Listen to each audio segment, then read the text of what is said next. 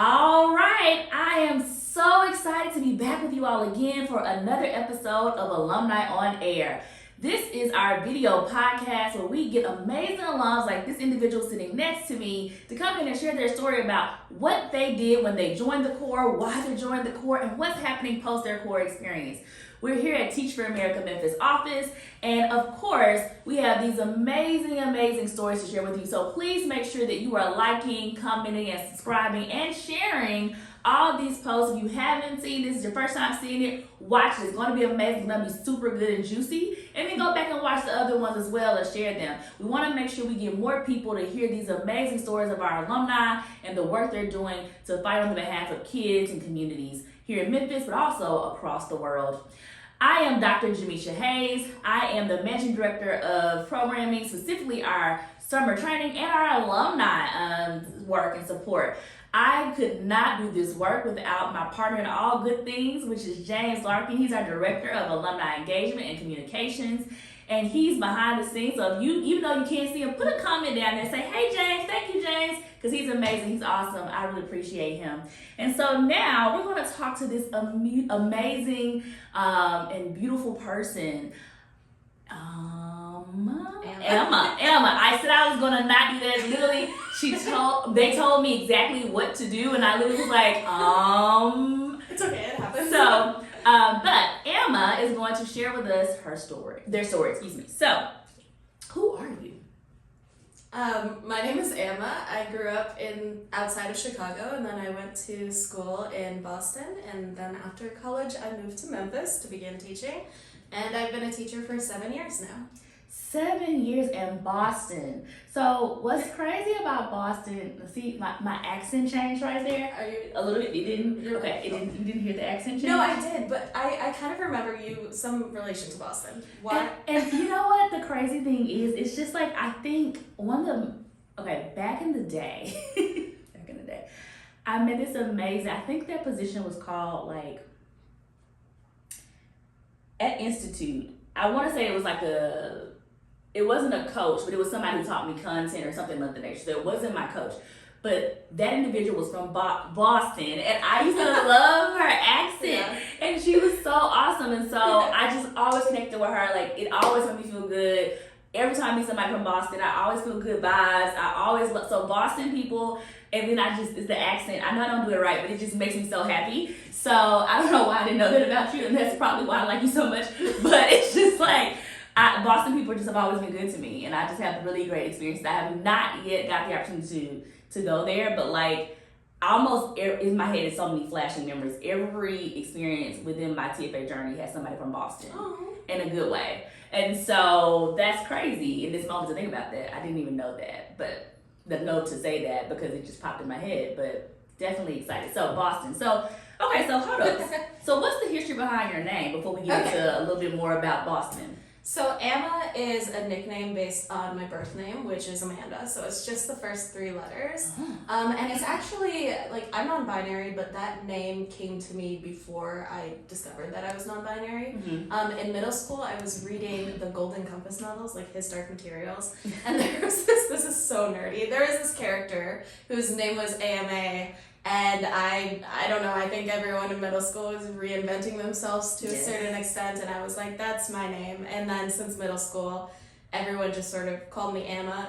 It's funny about the pronunciation, because I'm sure in middle school that changed 1,000,000 times before I settled on Emma, so it was probably Emma, Amma forever too. But yeah, that's where it came. And His Dark Materials are some of the banned books now, so that makes me feel even more powerful.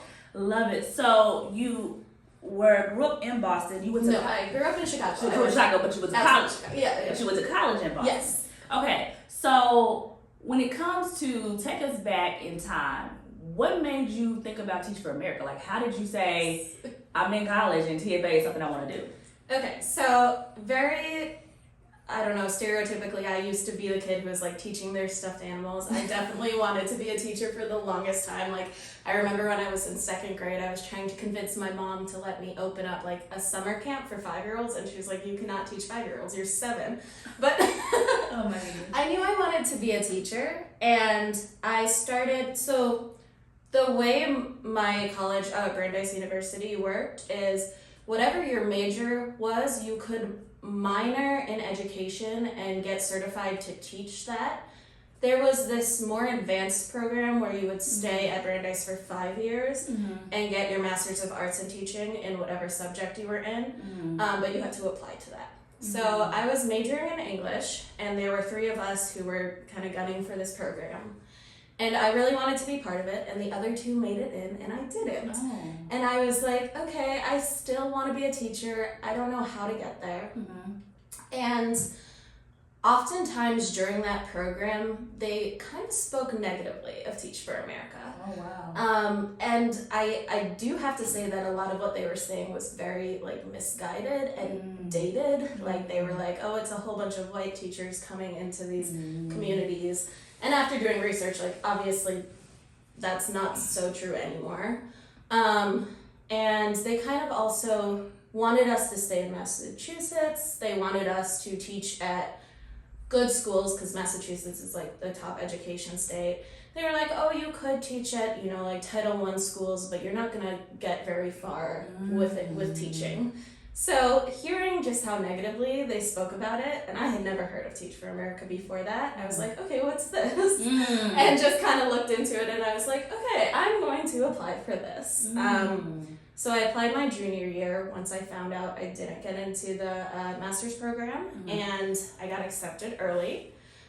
And so I didn't have any ties anywhere. I didn't know where I wanted to go next in life. So my mom kind of made me this spreadsheet of where I would where I would be able to make a living, where I would be able to save the most money and teach, cost of living, everything. And it was Memphis, and it was a whole bunch of cities in Texas. And I didn't learn Spanish growing up. I didn't speak any Spanish, so I kind of thought it would be a disservice to my students to end up in Texas. So I was like, okay, I guess it's Memphis. And with early admits, you can basically choose whichever city you wanted. But they were like, okay, please come to Memphis. It's a high needs area. We'll take all the teachers we can. And so it just kind of worked out.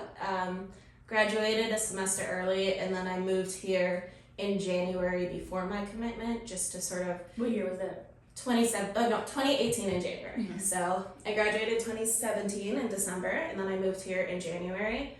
I wanted to get a sense of Memphis and a sense of teaching here. Reached out to Teach for America and said, can I be a teacher's assistant somewhere?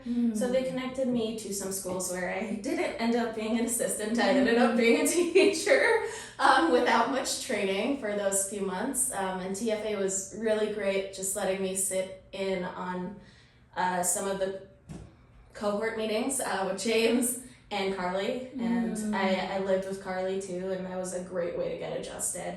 And I think it really helped too, when everyone was scrambling at Institute and just so overwhelmed, that I was like, okay, I kind of have a sense of what it's like already in the classroom. So that was helpful.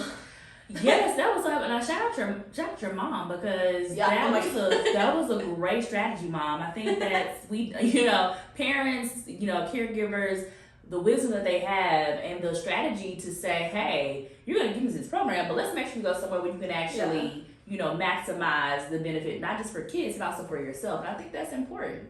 And I think that obviously it worked because you're still here. Yeah. So shout out, Mom. Okay. So 2018, you got us here. We're in Memphis. You've been teaching, assistant teaching, but actually teaching for a couple months. And so then you brought up Institute. And so Institute is our summer training program for all of our teachers. We call it pre-service practicum now, but it's still basically an intensive 6 or so week training experience. So how was your Institute experience?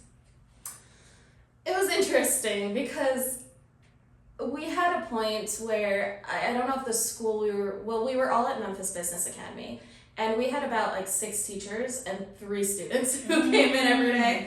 So everyone, it was really helpful to sort of practice teaching a lesson, just get comfortable teaching and speaking out loud in front of a group of children. And I was just the whole time, this is not realistic. And I think it caused some tension because, there were some other people who came in with some teaching experience as well.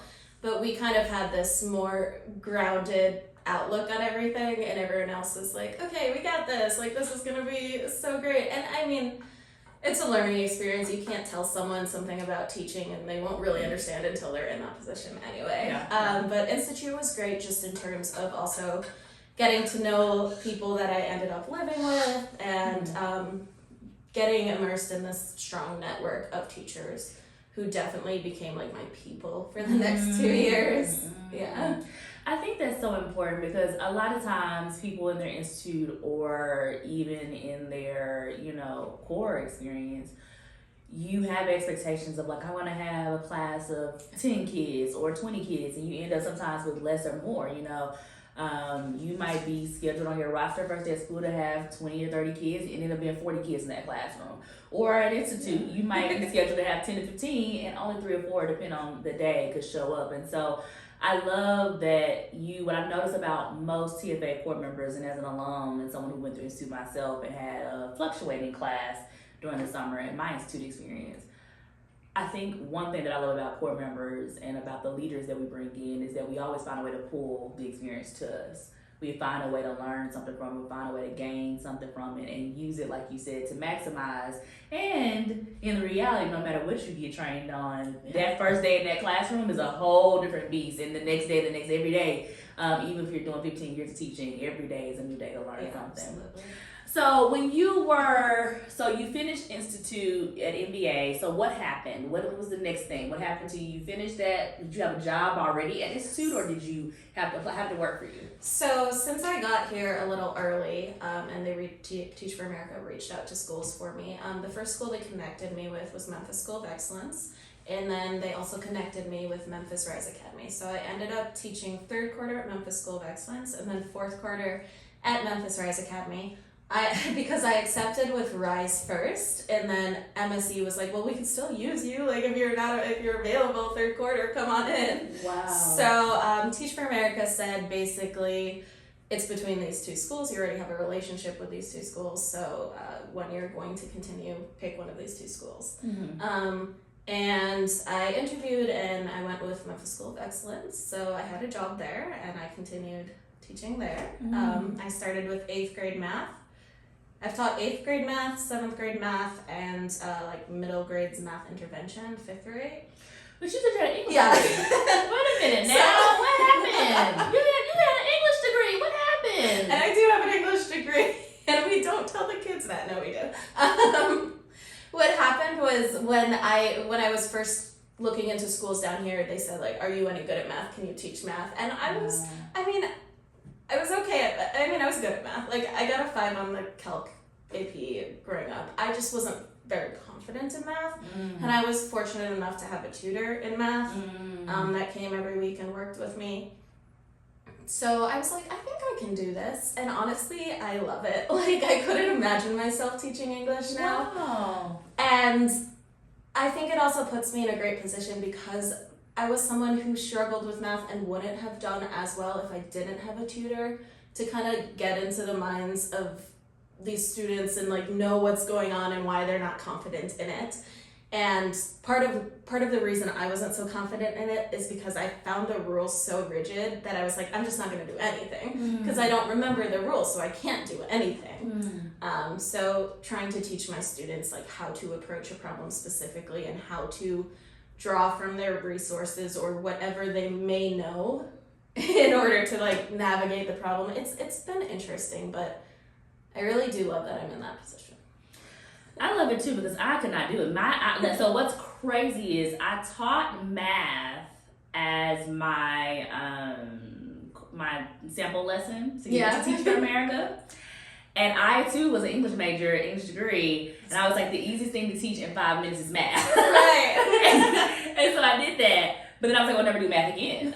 Because me and math, I have to meditate, I have to take a break. We have to everybody has to be quiet because it's a lot. Like, I still, even when budgets come up, I'm like, wait, let me make sure that I have all my numbers together. So I think that's amazing that you were able to do both. And so did you have a practice that you had to pass to do that? Well, how did that happen? I had already taken the 6th through 12th English practice, and that was like my placement and everything. So I just had to take another one, and then through like the licensing agency that is TFA. I was specifically licensed in middle grades math. I was gonna say something when you brought that up a second ago. I'm sorry. I completely forgot. But you're fine. No, you're fine. And I think that's something you brought up about the licensing aspect, because in TFA Memphis, we are our own licensing body. Yeah. And so there's a lot of things that we're able to do here in Memphis that if you are part of another Teach for America or region, or if you're looking at another TFA region, that might not be the same case as what we have that happened here, that still happens as a licensing body. Go ahead. I thought of what I was going to say. The other thing I like is my school has a really high ELL population. Yeah. And I feel like my students who are ELL, a lot of them gravitate towards math. Because it's not, yes, you have to be good at English to an extent, especially when it comes to word problems. But a lot of it they can participate and learn without having the strongest grasp on English yet. You know, and that's a beautiful idea and truth. And I think that that's something that, as again, I love about TFA teachers and leaders and just great teachers, is that you pull the strengths of your kids and you help them and elevate them and enhance it. So I think that's great. And when you stepping into that, even with your English background, I bet you're able to engage with your kids even better because you have still that English degree and knowing and knowledge of English to even help you with the math. And plus, math has English in it too. Yes. Okay, y'all. Sure. Okay, I have a little bit of experience helping some individuals with their word problems. Do not comment, because if you did not get it correct, it wasn't on me. But I have helped, and I think that they're doing well with my support. So with you and your 2-year commitment, so you did 2 years at MSE. Did you finish it? I mean, did you after you finished, did you continue to stay there, or did you go on to another school? Yeah, I've been at MSc for 7 years. Well, yeah, wait, 7 years at MSc. And 1 quarter, but What? Look at math, specific. Okay, so what made you say, okay, I'm done with my core commitment, I'm going to continue teaching, and I'm going to continue to the same school? Well, I really found myself, first of all, I felt like the pandemic obviously messed up everyone's trajectory, and I kind of wanted to complete my second year, or start again with my second year, with all the confidence that a second year core member suddenly gets and all that improvement. And then in addition to that, I just felt like the school was growing in a direction that I wanted to support. It's had its ups and downs in terms of that, just because we have a really high turnover rate of teachers and administration. But the other thing that kept me there is a lot of my families, their students have siblings, and the siblings would say, like, I'm so excited to have you, or the parents would say, oh, I'm so glad you're my child's teacher again. And I remember growing up, like, we didn't have teachers leaving all the time, because I was really fortunate to be at a school that treated their teachers right. So teachers would stay, and it was nice to have a teacher who knew the whole family, not just like one kid. So I wanted to be that teacher. I do love the aspect of having siblings or looping with your kids. I got the pleasure of looping with my kids. Looping means they completed 1 year and then I was a teacher the next year. And those are my babies, and so you get to know them a little bit deeper. And it just makes learning go faster sometimes when you have that connection or that familiar connection. And it seems like you got deep into the community at your school. Did you do something outside of just the teaching, or did you provide anything else for kids while you were there? I coached math counts. Math coach too? Yeah. So for 4 years straight, I brought a group of kids to the regional math competition through Math Counts. And then at some point I had a career club. This was over the pandemic when we were doing virtual teaching. I had a career club where I had lots of people from anywhere in the US with different careers come in and talk to the kids. And then I also at one point had Acceptance Club, which was just an accepting place, kind of coded as like a GSA type group, but we're not going to come out and say that. But definitely brought in students who identify as part of that group. All right, so again, bring me back into, you did the 2 years with you teaching in the core, and you said you stayed because of your kids, to be able to be with the families of your kids and their siblings, teach their siblings. But again, when you finish your 2-year commitment, you can go teach anywhere. You can go to Boston, you can go back to Chicago. What made you stay in Memphis specifically? I think, first of all, Memphis has become more than just a stepping stone for me, more than just something that I'm doing as part of Teach for America, that I can move on to the next big thing. It's definitely become my home. I bought a house here, I have a dog here, my boyfriend's here.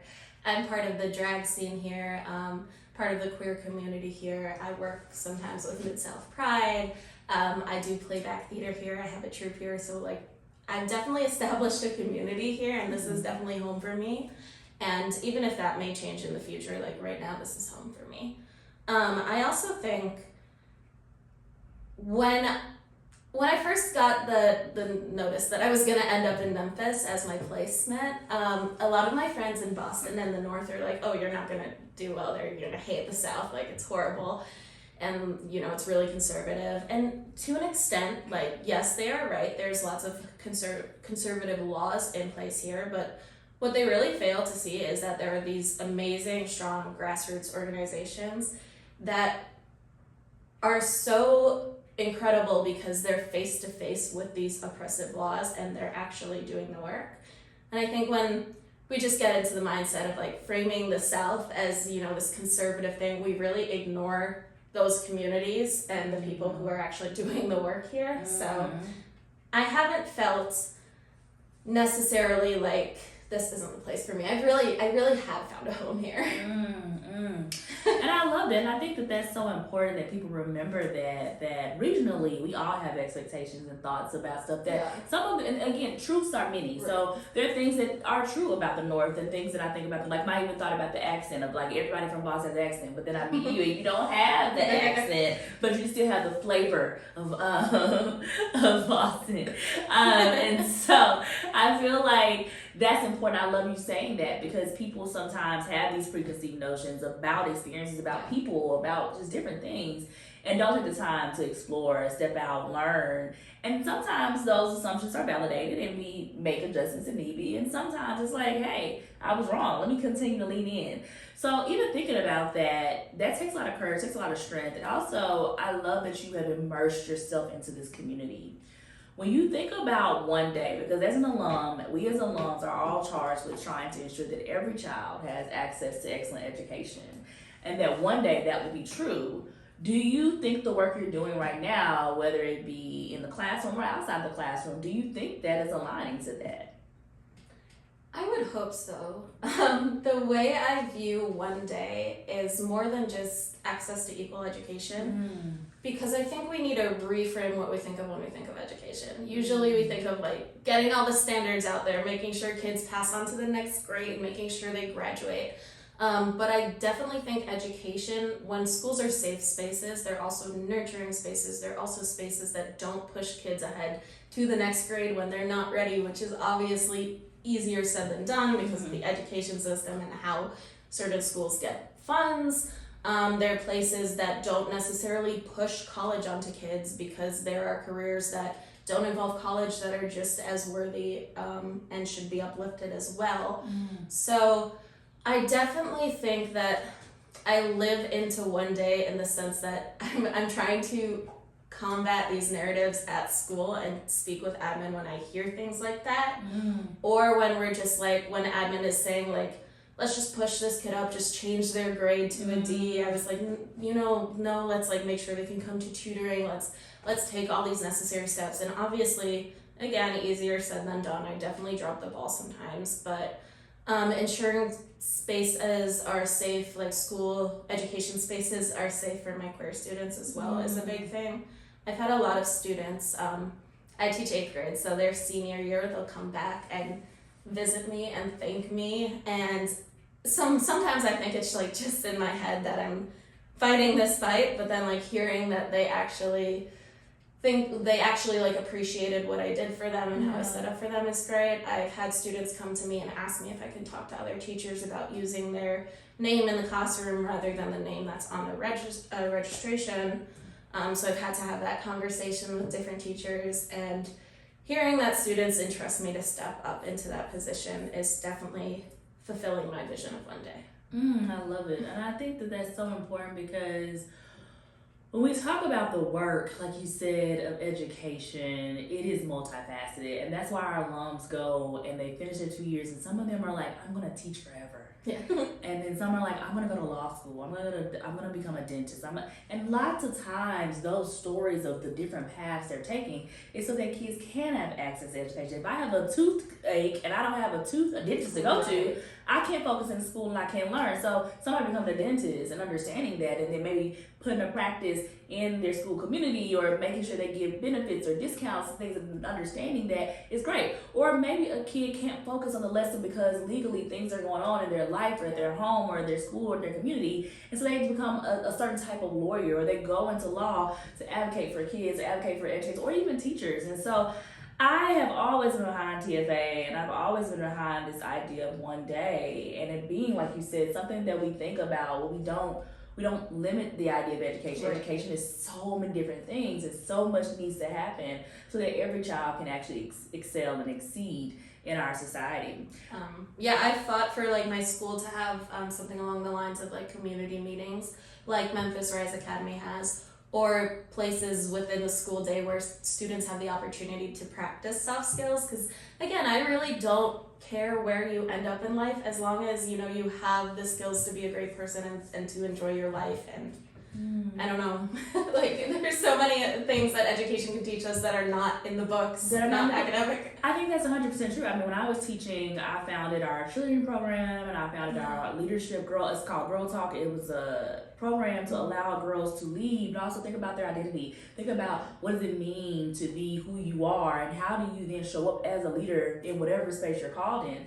And then with cheer, I wanted them to have an active sport, but I also wanted them to have a business model to be able to take with them in college, because a lot of times you go to college and you still don't get enough, even with scholarships. And so what's a way for you to be able to continue to give back to the community, but also do something you love, keep yourself fit, but also be able to kind of have your own business? And that's what I did. I coached cheer in college, and those young ladies were able to potentially take those skills and do the same thing. And so I'm with you. I think that it takes, and that's why I'm so much of an advocate of teachers, and shout out Teacher Appreciation Week that's coming very soon, because we have to make sure that we honor the work that goes into loving the kid and helping the kid grow inside and outside that classroom. It is truly a village. It is you as the educator. It is their parents, their caregivers.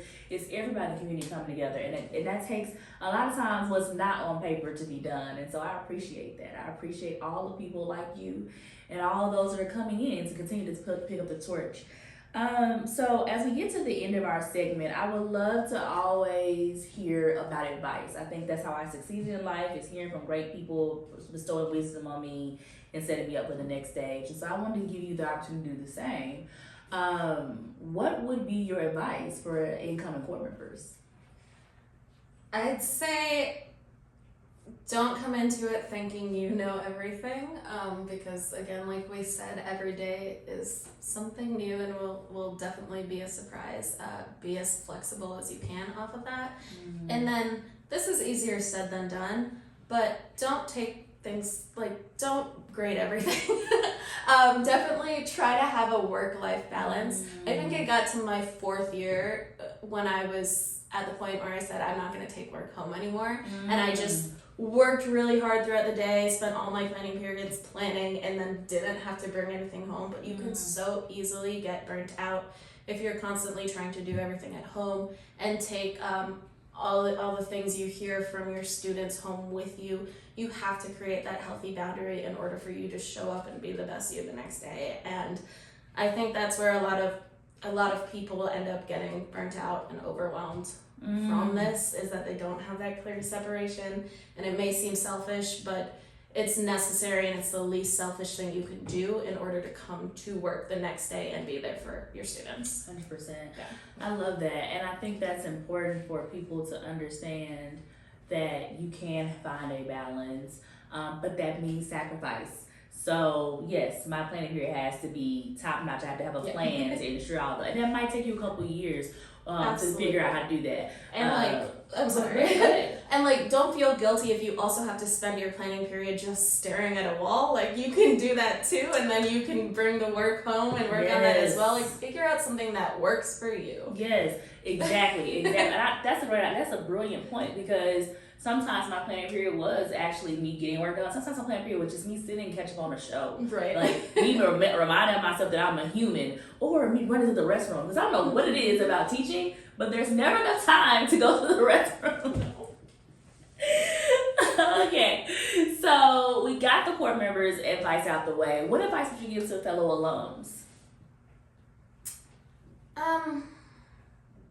Don't feel guilty for having to leave the classroom if you need to leave the classroom. I've had amazing friends in my life who have left the classroom and definitely brought what they've learned from education to different facets of their life, like we were talking about. But they just knew that at some point they needed a break because of, whatever they were going through that was becoming too much from the school or personally or everything going on. So I think I'm going back to like what my school said and the education department said about Teach for America being this like Band-Aid solution that brings teachers in and out. And again, that's not necessarily Teach for America. That's the education system. That's the schools themselves. That's, these laws that are forcing kids to the next grade without... Anyway, don't feel like you have to stay in the classroom, is my advice. And I'm saying that having been in the classroom 7 years, but I've seen a lot of my friends go through like this debilitating struggle of, am I doing the wrong thing? I'm leaving my kids. And you're not. It's okay. Yeah, I really appreciate you saying that, because oftentimes that is the hard decision. Yeah. And I know I had a plan to teach 2 years, and I ended up teaching, way past that, because I did follow my kids. I don't regret any moment of it, but when it became time for me to make a move, I had to make a move. And I remember, tearfully explaining it to my kids, my babies, and I remember explaining to them why and what I was going to do and how I was going to go fight for them in other spaces, and making sure they knew that they always had access to me and they always could reach out to me because I also taught middle school. So when they got to college or when they get for a college entrance exam, whatever, I could help them. And so I feel like there's always a way to be able to still show support for your babies and still take care of you. And I think we have to do that, because as you said, teachers are burning out. And I mean, it's not just about TFA, it's in general, the entire experience. It's a lot that goes into educating and nurturing a child. And so, I love that you said that. I appreciate that. And I appreciate this time with you. I think you've been so transparent. You do so much. And I've never been able to tell you, I think, as often as I probably should, but I just thank you for all the sacrifices and things you've done for Teach for America Memphis specifically. You support us in so many ways. You step up, you volunteer as an alum. You're always actually doing things and willing to answer the call and support our court members with their needs as well. So thank you for that. Thank you. And so with that, you all, we're going to end out this episode. It was such a blast. It happened so fast, and there's probably more information you want to know, more questions you have. Put that in the chat, and we will try our best to respond to you as soon as possible. But definitely give us some hearts, some likes, some shares, subscribe, and promote. If you want to be a guest on Alumni on Air, please reach out. We love to hear from you. We love to hear your stories, and we are looking forward to the next episode. See you later.